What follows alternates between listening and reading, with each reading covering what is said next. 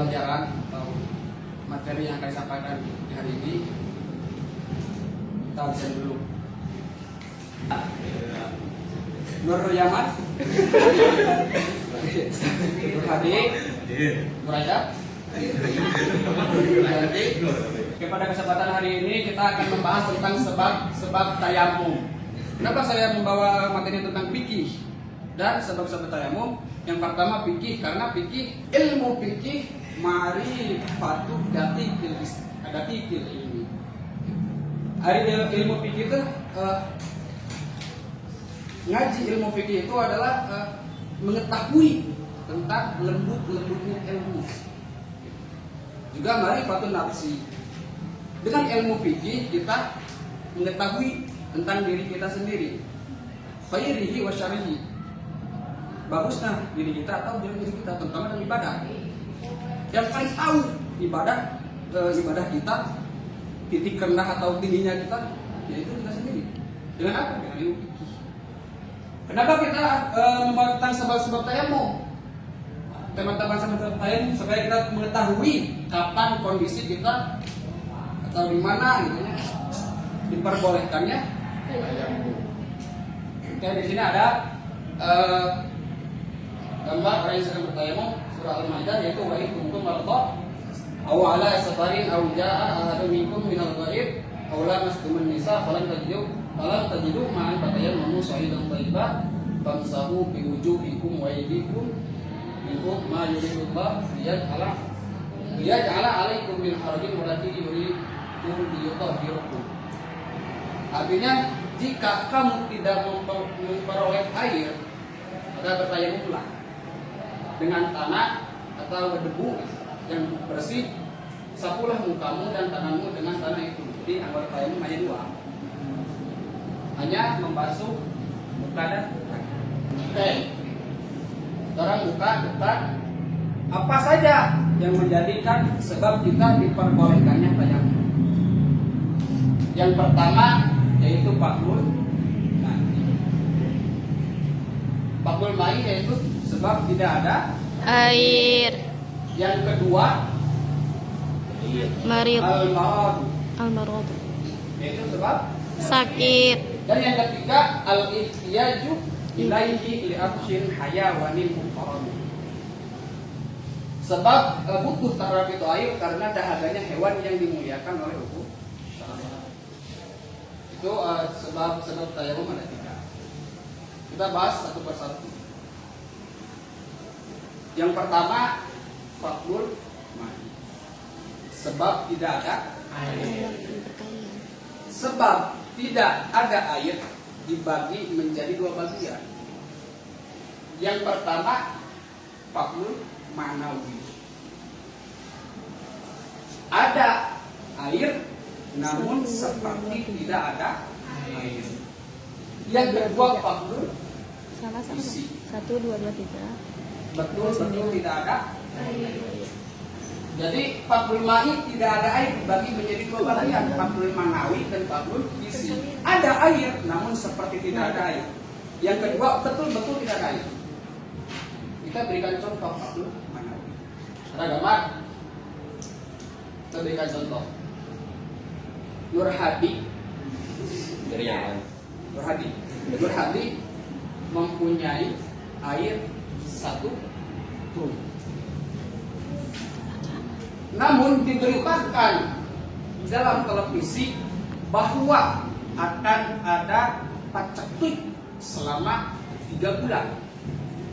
Nah, air 1 truk tersebut hanya cukup dipakai minum saja selama 3 bulan. Maka dalam kondisi seperti ini Nur Hadi, apakah diperbolehkan tayamum atau tidak? Boleh atau tidak? Boleh atau tidak? Yaitu boleh diperbolehkan tayamum.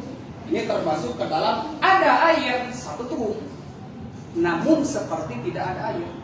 Karena apa? Karena kalau dipakai mandi gitu, pakai berwudu, maka tidak akan cukup selama 3 bulan. Tadi di dalam keterangan ma'rifatun dan Ilmi. ilmu fikih itu lebih umumnya kan. Jadi jangan kalau cukup untuk minum saja maka pakai untuk minum saja, maka di situ bertanya pula. Yang kedua, contoh yang kedua tentang fathul manawi. Ada air namun seperti tidak ada air. Ahmad lagi safar, perjalanan jauh. Di perjalanan jauh terdengar ada luhur. Ahmad bersolat. Namun di sepanjang perjalanan tidak menemukan air, tapi menemukan orang yang jual air aqua botol. Tapi harganya berbeda. Di daerah Ahmad 5.000 satu botolan gitu. Tapi di dia mah 25 atau 20. Harga airnya berbeda kan? Nah, dalam kondisi ini maka Ahmad diperbolehkan tayamum atau tidak? Boleh. Boleh atau tidak? Boleh gak ya? Boleh, diperbolehkan saja. Tetapi kalau harganya sama 5.000, maka belilah air itu. Jadi tidak diperbolehkan. Itu perbedaannya. Kalau beda harga lebih mahal maka itu berbeda. Yang kedua, poin yang kedua tadi kita tentang fathul manawi. Ada air namun seperti tidak ada air. Yang kedua, sebab sakit. Ini sebab tayamum yang kedua sakit. Contohnya Nur Yaman. Di rumah Nur Yaman setiap hari hujan deras. Di belakang rumah ada air terjun. Di pinggir ada sungai. Banyak air. Namun kata dokter Nur Yaman tidak boleh terkena air. Kalau terkena air maka akan lebih sakit, bahkan meninggal. Maka dalam kondisi ini Nur Yaman diperbolehkan tayamum atau tidak? Boleh. Berarti al-maradu termasuk ke dalam fathul manawi atau fathul isi. Fathul manawi. Yang selanjutnya al-ihtiyaju ilaihi li'atsyin hayawan. Butuh terhadap itu air karena dahaganya hewan yang dimuliakan oleh hukum syara. Contohnya seseorang yang memiliki air sedikit, bagaimana air tersebut hanya cukup untuk berwudu. Tapi ketika ingin berwudu melihat hewan yang dimuliakan oleh hukum syara, maka dilema antara kewajiban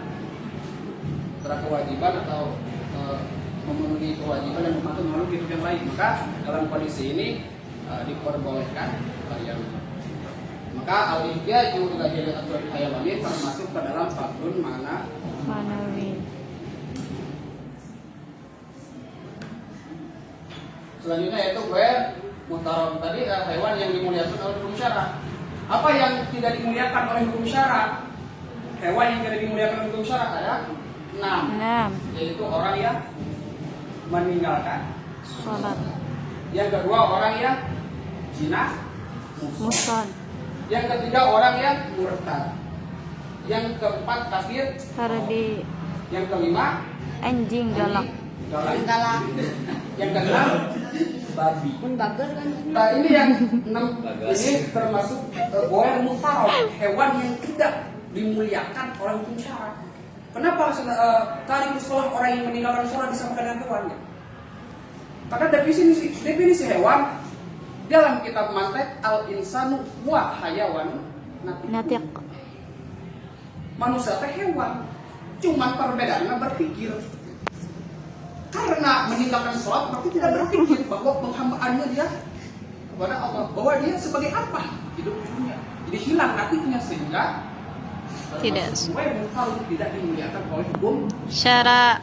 Maka ketika kita ingin berwudu hanya mempunyai air hanya cukup untuk berwudu, melihat orang yang tahu betul tadi bersolah, maka menurut hukum laksanakanlah kewajiban dulu. Gitu. Nah ini maka ini termasuk ke dalam fardun ma'nawi. Terakhir yaitu fardun hissi, betul-betul tidak ada air. Di sini ada pertanyaan, apakah di suatu tempat atau daerah kita ketika tidak ada air langsung diperbolehkan tayamum atau tidak?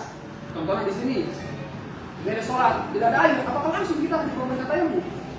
Tidak. Tapi apa? Kita harus mencari dulu air. Kemana mencarinya? Berapa jaraknya? Nah ini. Yang pertama, hadul gaus. Hadul gaus teh ketika berteriak, oh gitu sekali. Maka ulama berpendapat, ada yang berpendapat 150 meter, ada yang berpendapat 300 meter. Hadul gaus. Yang kedua hadul kurub 2,8 meter. Yang ketiga hadul bu'ud 2,8 dan seterusnya. Jadi yang wajib yang mana? Yang wajib mencari hanya di hadul. Kemana mencarinya? 4 arah. Timur, barat, selatan, utara.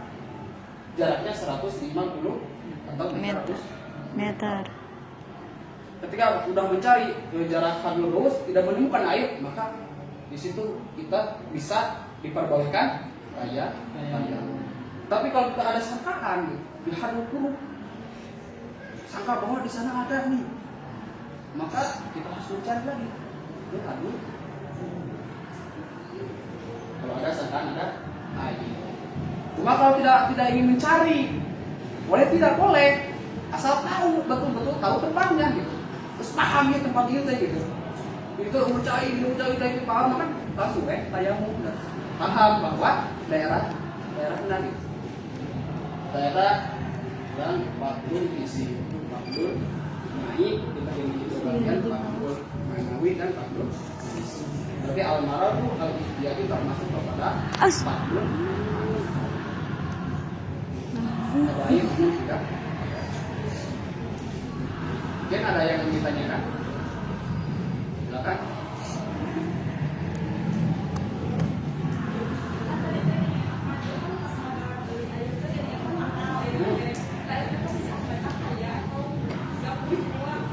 Mau kaya nggak punya uang?